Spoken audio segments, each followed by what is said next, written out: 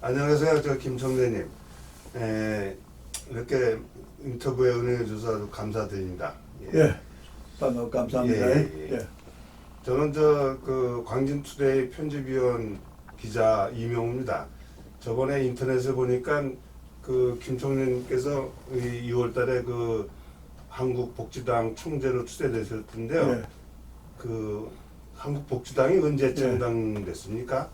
한국복지당이 금방 창당된 게 아니고 지난 대통령 선거가 있을 무렵에 유엔 사무총장을 하시던 반기문 씨가 국내에 그 대통령 후보로 여론이 아주 높게 나오는 그런 시절이 있었습니다. 그때 맞습니다. 국내에 맞습니다. 반기문 씨를 좋아하던 사람들이 저를 국회의원 경험도 있고 하니까 반기문 씨를 대통령으로 초대할 수 있는 그런 정당을 좀 만드는 데 앞장을 서주라고 부탁을 해서 제가 전국의 7개 시도에 그 지구 도당을 만들고 이래가 한누리 평화통일당을 중앙선거관리위원회에 등록하는 그런 이제 당을 성사시킨 일이 있습니다.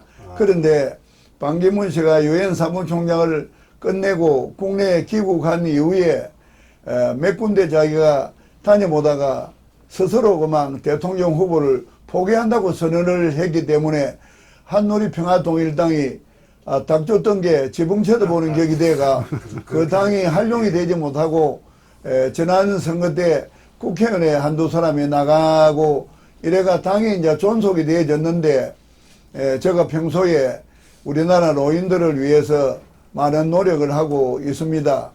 그런데 노인뿐만 아니라 그 장애인들도 여러 가지 자기들의 삶의 여러 가지 아쉬운 점 때문에 요 국회 앞에 보면은 늘 데모를 하고 목소리를 높이는 그런 모습을 보고 또 이번 문재인 정권 들어서가 최저임금 만원과 주 52시간 근무제를 강요함으로 인해서 소상인과 50인 이하의 중소기업이 도산지경에 빠져 있다는 그런 보도도 제가 늘 접하던 참에 이번에 골목 상권과 그 소상공인을 대표하는 700만 회원을 가진 단체 대표와 또 450만 장애인 대표와 800만 노인 문제를 제가 다루고 있기 때문에 그 약자인 그 세 단체 대표가 이번 연동제 비례대표를 잘 활용해서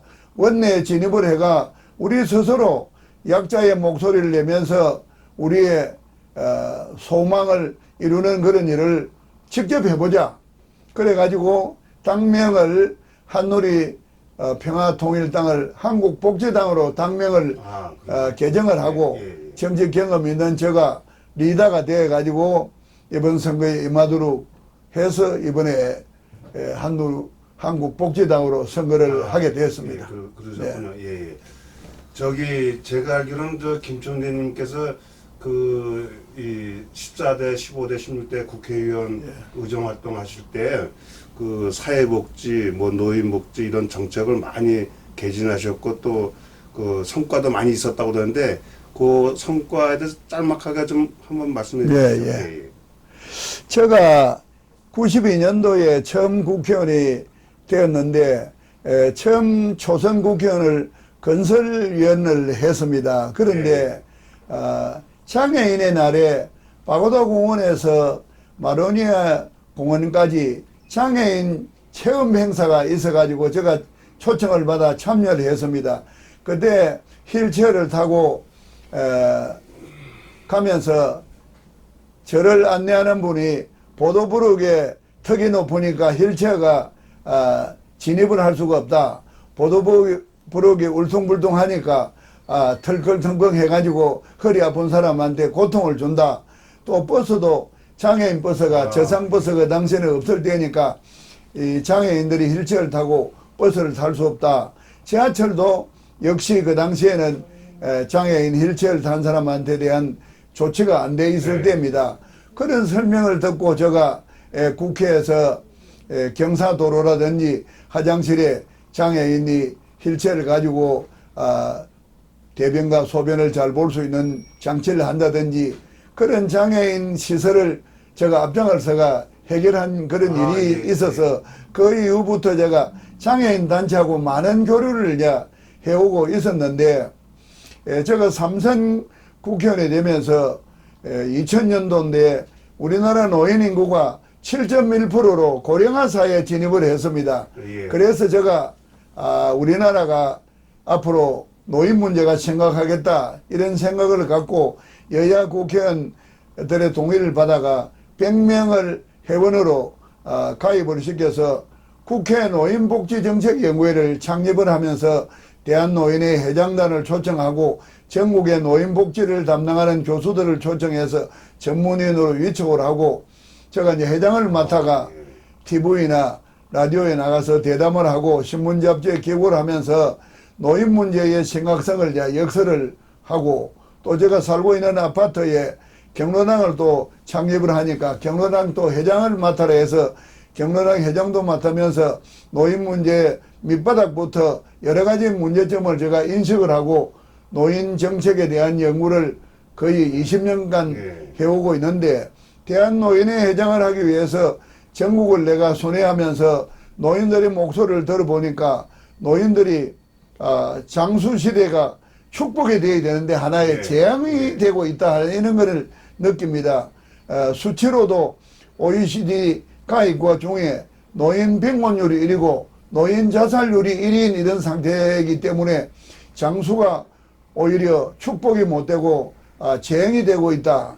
그래서 노인 복지를 위해서 무언가를 내가 해결해야 되겠다 싶어서 대한노인의 회장을 하기 위해서 많은 노력을 해오다가 이번에 마침 사유로 총선이 있다 보니까 사회적인 약자인 노인청과 또 장애인청과 영세 상공인 대표들이 마침 모여가지고 연동제 비례대표인 이번 이 선거에 비례대표로 우리가 원내 진입을 해서 약자의 목소리를 국회에서 스스로 내면서 그동안의 수건들을 풀어보자. 그래가 이제 이번에 이 한국복지당이라는 기체 아래 그런 약자가 모여서 선거에 임하게 되었습니다. 예, 그러셨군요. 이거 저도 좀 잘 몰랐었는데 우리나라 복지시설이 이렇게 잘 된 게 그 김총대님 그 의정 활동 덕분인 걸 이제 알았습니다. 감사합니다. 예. 제가 저기 한국복지당 그 홈페이지에 들어가 보니까요. 그 뭐 복지 정책뿐만 아니라 정치, 경제, 군사 뭐 여러 가지 그 정책들이 잘 돼 있는 걸 봤습니다. 근데 저 사실 그 일반 국민들은 한국복지당을 잘 모르거든요. 이참에 김총대님이 그 한국복지당의 여러 가지 정책을 좀 자세히 한번 말씀해 주시죠. 지금 더불어민주당이나 미래통합당이라는 거대 정당은 국민 모두가 실망하는 것이 당리 당약 위주고 지역 감정에 의존하는 그런 정치를 하고 있습니다. 그래서 국민들은 미국이나 영국처럼 그 정책 대결을 하는 그런 이제 정치를 갈망을 하는데 우리는 정책 정당으로서 앞으로 우리 국회가 선진 정치를 할 수 있는 그런 효시를 우리가 한번 시작을 해보자 하는 생각을 갖습니다. 노인들이 장수를 하는데 그 일단은 여론조사를 해보면은 하루에 한 달이면 30만 원 정도의 용돈이 최소한으로 필요하다 이런 이제 이야기들을 하고 계시는데 대통령 지난 선거 때에 박근혜 후보와 문재인 후보가 대통령 선거할 때 박근혜 후보가 중반에 많이 좀 몰릴 때에 그 늦게 노령수당 30만 원을 준다는 그런 공약을 하면서 노인들의 호응을 받아가 1.1%로 승리를 한 일이 있습니다. 그만큼 노인들은 그 하루 1만 원 정도의 30만 원의 용돈이 아주 갈급합니다. 그런데 박근혜 대통령이 당선되고 대한노인에 찾아가서 고맙다고 인사도 했는데 2월 25일 날 대통령 임기가 시작되면서 기획재정부에서 재정이 없다고 하니까 노력도 해보도 안 하고 그 30만 원 주는 거를 취소를 한다는 그런 발표를 함으로 인해서 노인 문제를 담당하는 진영보건복지부 장관이 사표를 내고 정권 초기부터 그런 파동이 있었습니다. 제가 전국을 다니면서 노인들을 만나보면은 아주 용돈이 하루 10,000원이라도 없으면은 노인끼리 모이는 모임에 같이 참여도 못하고 네, 그렇죠. 얻어먹는 것도 한두 번이지 내 몫을 내지 못하면은 맞습니다. 인정을 해주질 않는다. 그래서 최소한의 그런 용돈이 필요하다는 소리를 듣습니다. 그래서 이번에 우리 당은 일요일 날 주말 노인사원 제도를 정부에다가 촉구를 하려고 합니다. 그래서 주민센터라든지 노인 사회제?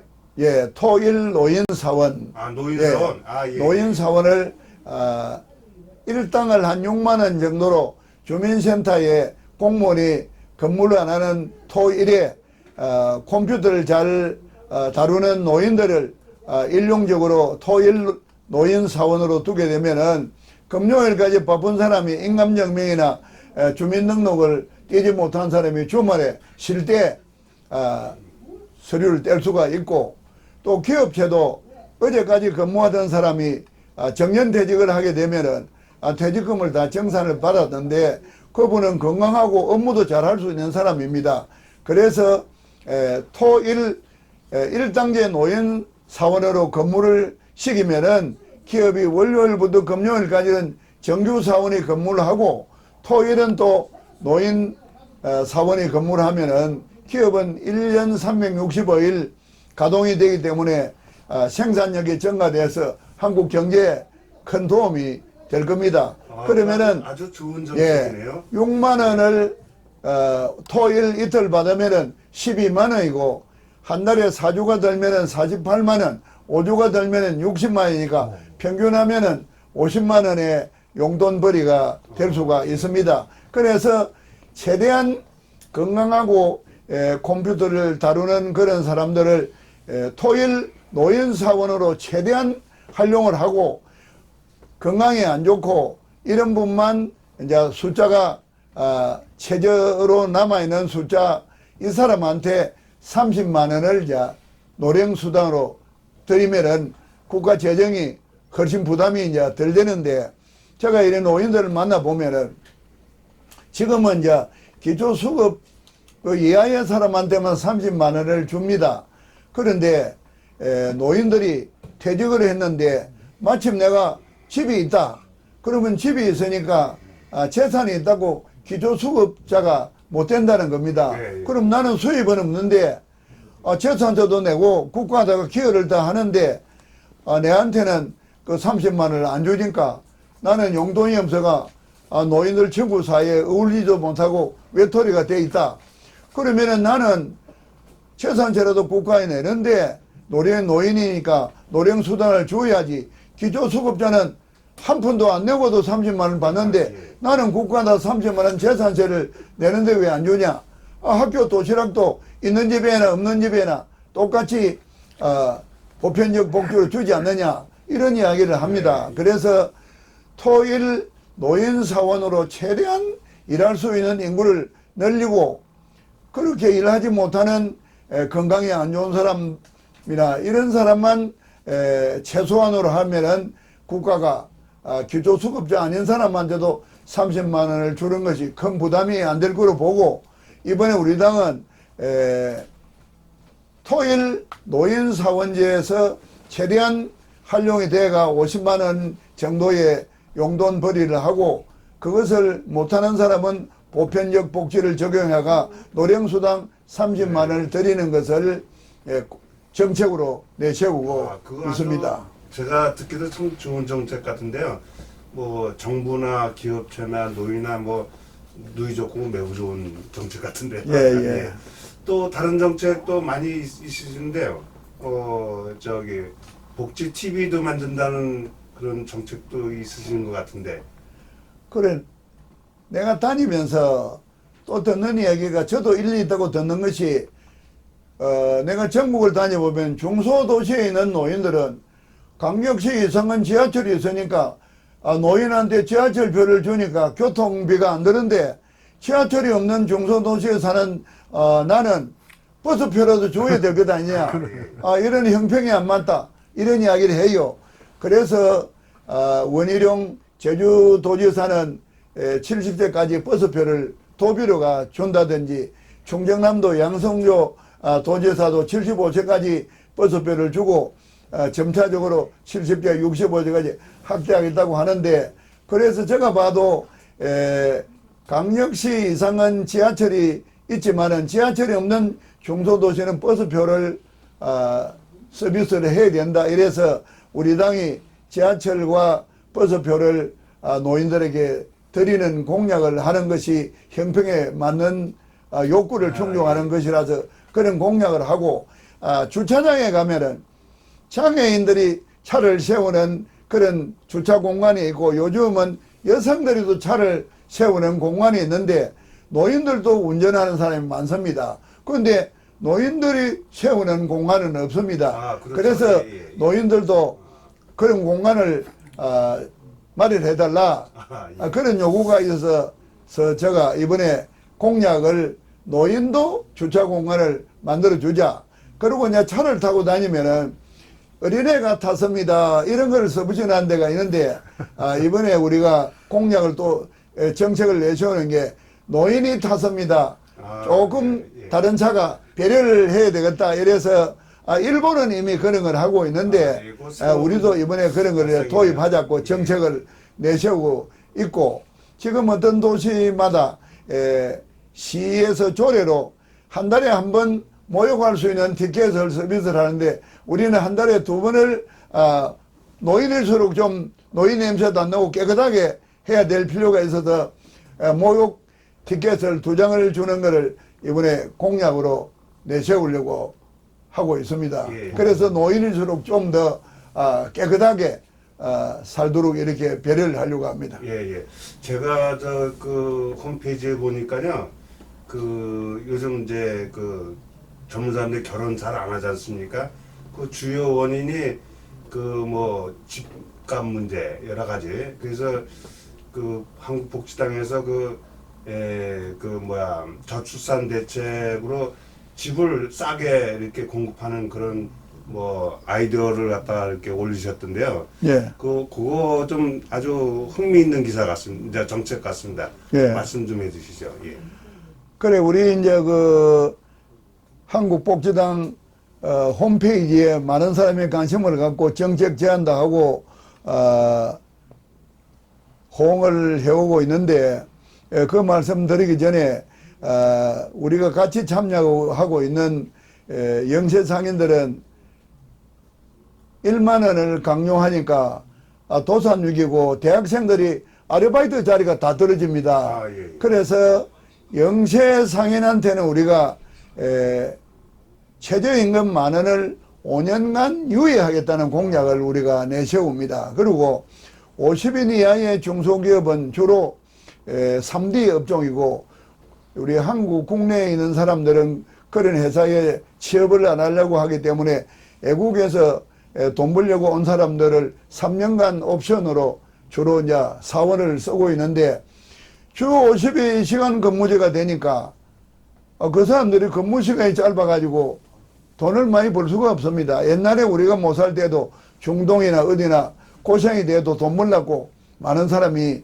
간 일이 있는데, 지금 우리나라에 오는 사람들은 자기가 좀 고생이 되더라도 돈을 좀 많이 벌어가지고 자기 본국에 보내서 가족이 여러 가지 문제점들을 해결하려고 하는데, 주 52시간 근무제에 딱 걸리니까 잔업도 없고 뭣도 없고 하니까 수입이 줄어들어가지고 사장님, 내가 일 많이 하는 회사로 좀 가야 되니까 우리 집에 아파하는 부모님 약값도 보내야 되고 병원비도 보내야 됩니다. 이러니까 3년간 내가 데리고 써야 될 사람을 불가피 다른 회사로 가도록 허용을 해주지 않으면 안 되는 눈물겨운 그런 사연들이 50인 이하 중소기업에 먹구름으로 닥치고 있는 이런 애로사항이 있기 때문에, 이번에 우리가 50인 이하의 중소기업에게는 5년간 주 52시간 근무제를 적용하지 않겠다는 그런 정책 공약을 내고, 이게 좋은 그리고 정책 같아요. 예. 60세에서부터 64세까지는 퇴직은 했는데 노인이 아직 아니니까 노인에 대한 혜택이 없습니다. 그런 사람들에게 고급 공무원이나 대기업의 중력으로나 간부로 근무한 사람에게 50인 이하의 중소기업체에 경영자문관으로 추천을 하면은 일주일에 한두 번 나가서 한 50만 원 정도만 용돈벌이로 돈을 주기로 한다면은, 그러면 기업은 기업대로 고급 공무원 또는 대기업의 중력의 그 아이디어를 가지고 경영 자문을 받으니까 좋고, 또 그 사람들은 용돈벌이를 할 수 있으니까 좋고, 이래서 우리가 그런 중소상공인들을 위해서 경영 자문관 제도를 이번에 이제 정책으로 공약을 또 내세웁니다. 예, 알겠습니다. 예, 예. 저기 하여튼 뭐 독자 우리 그 일반인들이 한국 그 복지당 홈페이지 좀 많이 들어가서요. 예. 좀 정책 제안도 하고 또 그 내용을 좀 잘 파악했으면 좋겠습니다. 뭐 이번에 저 총선에서는 어느 정당이든 간에 다 국회 입성하는 걸 다 원하지 않습니까? 김총재 님도 이번에 국회에 하여튼 입성하는 걸 좀 여러 가지 구상이 많으실 텐데 그 포부를 한번 좀 말씀해 주시죠. 뭐 비례대표를 뭐 몇 명 정도 하실 건지. 그냥 노인이 지금 작년 연말까지 인구 통계가 800만인데 대한노인의 경로당에 나오는 회원이 한 300만이 됩니다. 예, 예. 300만이 되는데 경로당에 나오는 노인들이 최대한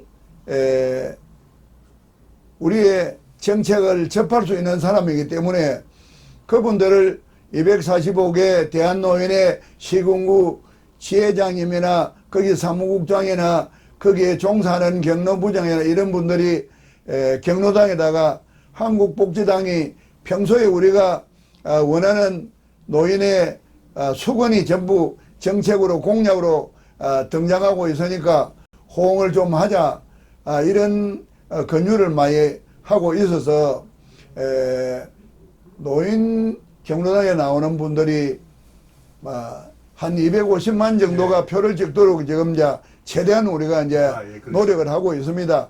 250만의 표를 찍게 되면은 거의 10번 정도까지 비례대표가 당선이 될 수가 있고, 또 중소상공인이나 장애인들이 표를 또 모아서 350만, 400만이 된다면은 더 많은 숫자가 당선이 될 수가 있기 때문에 이번에 가능하면은 12번 내지 한 14번까지 그 후보자를 등록을 시킬 그런 계획을 하고 있습니다. 예.